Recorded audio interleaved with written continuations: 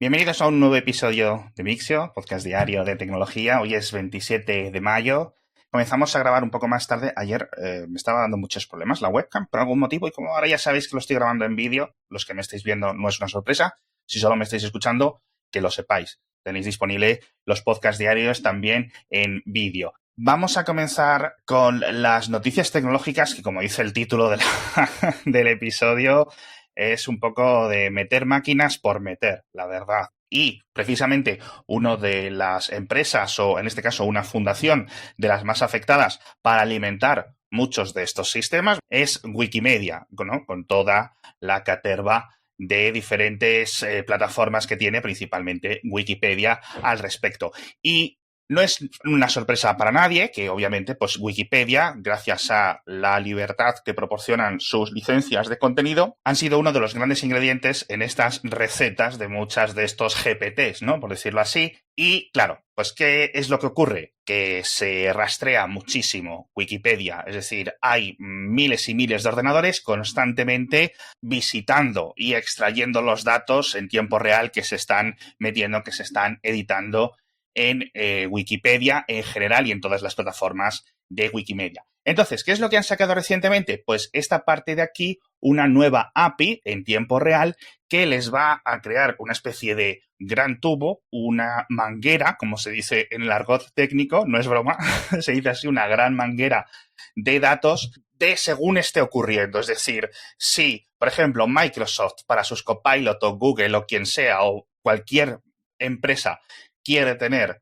una especie de conexión directa con todo lo que está ocurriendo, todo lo que se está añadiendo, quitando, modificando en Wikimedia en general, empieza la cifra en $100.000 al año. Es una cifra de dinero, es un montante muy pequeño comparado con lo que se supone que se ofrece, ¿no? Podrían seguir tirando de las copias diarias de Wikipedia, podrían seguir un montón de cosas, pero esto les da un montón más de datos estructurados.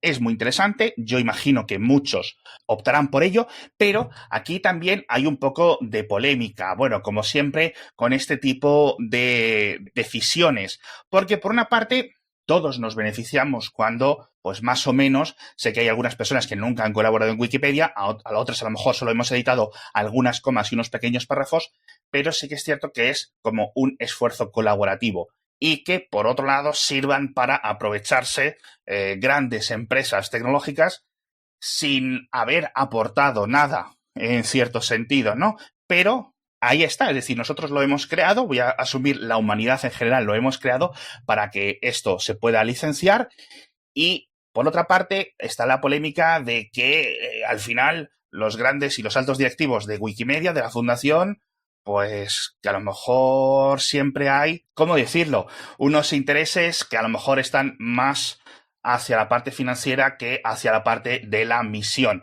original, ¿no? de Wikimedia.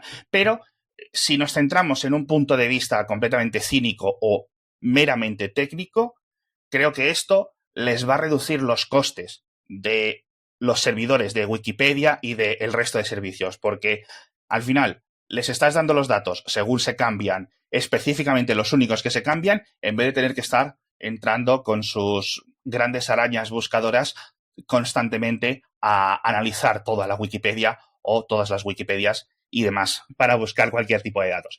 Así que, aunque solo sea en un aspecto técnico, creo que esto es beneficioso y así, pues cuando donemos dinero para la Wikipedia o donemos conocimiento, podamos estar un poco más tranquilos de que ese dinero no se va a gastar en servidores que estén siendo abusados, vamos a decirlo así, por estos grandes aspiradoras de conocimiento. En fin, otra noticia de, como decía el titular, máquinas metidas en todas partes, me ha parecido muy interesante y es que el asistente de Truecaller, o al menos para los que pagan la suscripción mensual o la suscripción anual de Truecaller, lanzaron hace unos meses un asistente que era básicamente un contestador medio inteligente. Cuando alguien te llama, tú le das a un botón y responde diciendo: hola, soy el asistente de Alex Barredo, ¿qué necesitas de él o qué ocurre, no? Pues la otra persona habla y el asistente le responde, pues un poco como cuando nos dejaban un mensaje en el contestador, pero es capaz de crear una especie de chatbot mínimo. Bueno, pues la novedad es que ahora han metido un sistema para clonar tu propia voz. Es decir, cuando ese asistente responda las llamadas, la voz que responda a esa persona que te ha llamado va a tener una voz muy similar a la tuya. No hay apenas detalles técnicos, la verdad. Os dejo este vídeo para que veáis cómo se activa y cómo funciona y lo podéis escuchar en unos minutos, pero antes de que os lo reproduzca, que sepáis que no me queda claro o no he conseguido yo averiguar si esto se está ejecutando en local, es decir, si es tu teléfono el que está haciendo esa computación de analizar qué es lo que te están diciendo, qué voy a responder, el clonado de la voz, etcétera, o si va por ahí por servidores de internet, que podría ser un poco más raro. Os dejo con la voz. Let's see how it works by calling my assistant. Hi there, I'm Digital Raphael Mimoun. May I ask who's calling? This is Clayton. Can I speak to him? Is it urgent or can it wait? No, it's not urgent. With Truecaller's personal. Pues como podéis ver, se presenta como diciendo, hola, soy la versión digital de Pepito. Vale, eso está bien, es un poco más transparente en ese sentido, pero yo no sé si ahí gana el hecho de tener tu propia voz o una voz sintética similar a la tuya. Es decir, es como cuando tú llamas a una casa y te contesta un familiar diciéndote, oye, pues mira, María no se puede poner o Pepito no se puede poner. Casi que prefiero que sea otra persona. Es decir, no tiene sentido para mí que sea mi propia voz o una versión de mi voz.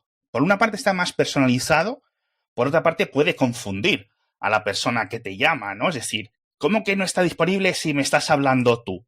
Porque no se ha enterado esa parte con la que se presenta que dice, soy la versión digital de Paquito. Es un poco es un poco rara.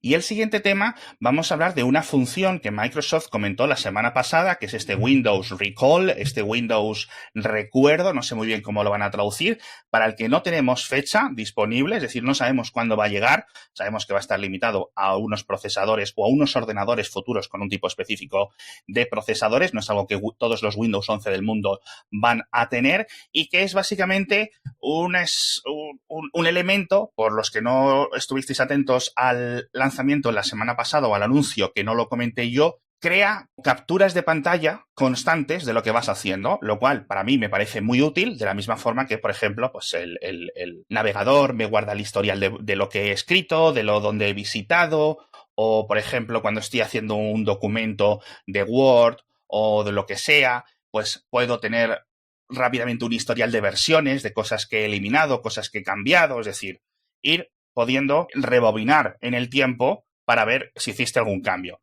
Esto lo hace en local, ¿vale? Según Microsoft, completamente privado, no sé qué, no sé cuánto. Os dejo en las notas del episodio las especificaciones técnicas, o al menos los detalles técnicos que ha dado Microsoft. Claro, yo entiendo que muchas personas de entrada no se fíen, porque al final hay muchas aristas a un software, a pesar de su utilidad más o menos para mí aparente, y, por ejemplo, Reino Unido, o mejor dicho, la autoridad de privacidad en Reino Unido ha dicho que van a encargarse de hacer una especie de investigación pidiendo información a Microsoft de cómo va a estar implementado. Obviamente, al final, el hecho de que esto quede grabado en tu ordenador, en local, cifrado, no sé qué, vale, siempre puede haber un fallo técnico, ¿no? Con lo cual vamos a estar todos bien seguros de que salimos ganando los usuarios, ¿no? Y que no tiene mayores agujeros. Y el siguiente punto, también tenemos que hablar de aprendizaje automático y de una de estas noticias terribles que sabíamos que iba a empezar a ocurrir en el momento que vimos Stable Diffusion como código abierto dando vueltas por internet, vimos que esto era imparable. Y es que la noticia es que en Estados Unidos el FBI ha detenido a un hombre de unos 42 años, si no recuerdo mal, al que acusan de haber generado, creo que decían 13.000 imágenes de abuso infantil, pero que las imágenes no son reales, están generadas sintéticamente por una versión modificada de Stable Diffusion 1.5. Yo creo que la versión en la que se maduró bastante este software y que su propia arquitectura permitía muchísimas más modificaciones, con lo cual empresas, organizaciones, universidades, individuos de todo el mundo están tirando de Stable Diffusion 1.5 para modificarla para sus propias necesidades, ¿vale? Una de estas modificaciones locas es generar este tipo de contenido. Saltarse las protecciones pocas que tuviera puestas y diseñarlo para generarlas. Entonces, aquí entramos en lo que yo decía en el boletín, que era el primer caso a nivel mundial en el que vamos a ver qué recorrido judicial tiene esto. El FBI, las autoridades dicen que da igual que esto esté generado o que sean fotografías reales o sintéticas. Tiene otras acusaciones este señor. Pero claro, ¿cuál va a ser la ley? ¿Cuál va a ser la jurisprudencia que se aplique en este posible caso? Es decir, al final, ¿dónde están las diferencias? Por ejemplo, en Japón, famosamente, las actitudes legales hacia este tipo de contenido son que si está, voy a simplificar muchísimo porque desconozco el tema, si son dibujos, es un poco más gris, es un poco menos problemático. Aquí, ¿hacia dónde va a tirar la justicia? No solo la de Estados Unidos, sino la de muchísimos países. Esto va a ser algo que se va a decidir los jueces. Oye, aquí realmente no se ha dañado a ningún niño. ¿O realmente la intención o las opiniones judiciales y legislativas van a ir por otro lado? Por una perspectiva mucho mayor. Es muy complicado, porque luego además este va a ser uno de los primeros pasos. Seguramente en el futuro veamos elementos en los que entren los psicólogos, los psiquiatras, los médicos diciendo X o Y, ¿no? Con sus opiniones que no tengo ni idea al respecto. Y es muy complicado, porque van a decir, yo qué sé, es que no me quiero embarrar con este tipo de contenido porque me parece tan pérfido, pero creo que podéis ver un poco por dónde voy. Creo que son unos argumentos que ya se han utilizado en el pasado.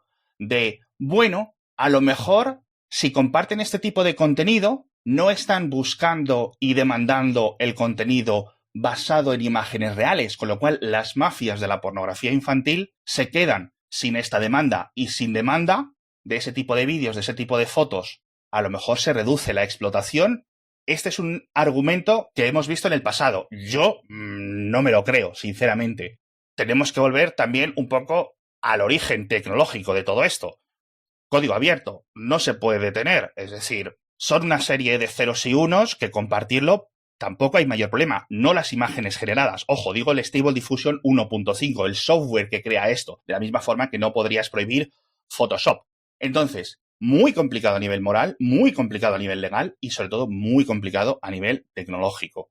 Ojito con este tema que vienen curvas y no va a ser el último caso. Aquí comenta además unas cifras bastante importantes del número de imágenes reportadas a las autoridades de Estados Unidos de contenido de abuso infantil que son reales y están en millones todos los años, y en 2023 ya han empezado a recibir unas poquitas, unos 1000 de imágenes sintéticas. Es decir, ya está circulando. Por ejemplo, a este tío le pillaron a través de Instagram. Entonces, seguimos con muchísimo que hacer. Volvemos un poco a otro debate tecnológico por donde han pillado a este tío. Los mensajes de Instagram, la privacidad de los mensajes, el cifrado, hasta dónde tiene sentido dar herramientas tecnológicas para este tipo de calaña. Entonces es muy complicado, francamente, y este es uno de los temas que creo que le he dedicado más tiempo del que debería. Para quitarnos este mal sabor de boca, os voy a dejar con otras pocas noticias ya para acabar rápido el episodio, porque ya sabéis que hay muchísimas más en el boletín, que las podéis leer todas las mañanas, ¿vale? Y una de las noticias que creo que me ha resultado bastante interesante es que Kaboom JS, esta plataforma, framework para hacer videojuegos utilizando TypeScript o JavaScript, va a tener un fork o un sucesor que se va a llamar Kplay.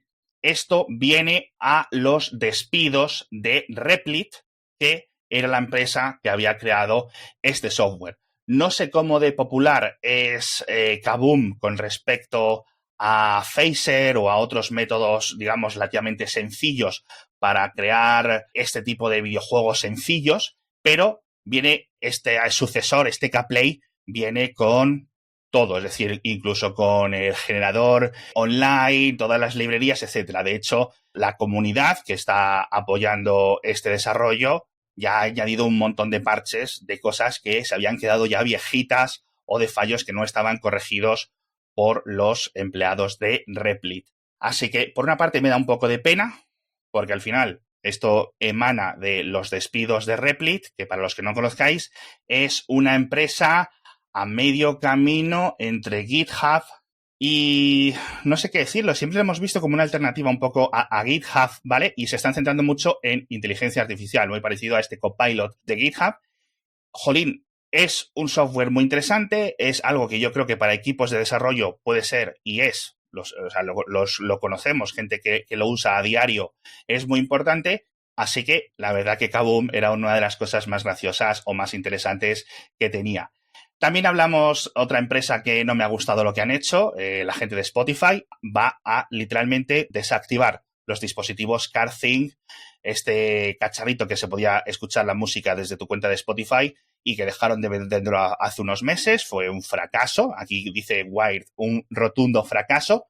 Valía 90 euros, si no recuerdo mal. Lo habían dejado de fabricar, ya os decía, pero es que ahora, a partir del 9 de diciembre, va a dejar de funcionar. Es decir, aunque tú tengas ese dispositivo que has pagado por él y mantengas tu cuenta de Spotify, te van a decir que te peines. De hecho, las instrucciones que ha dado Spotify es de cómo reciclarlo.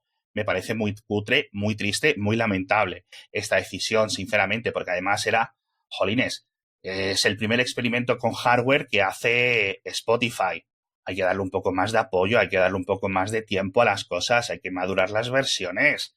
No sé, me parece muy triste. Espero, como decía en el boletín, que reculen. Pero bueno, muchísimas más cositas en el boletín. Como me he alargado con esto, lo dejamos por hoy y nos vemos mañana con más noticias de tecnología.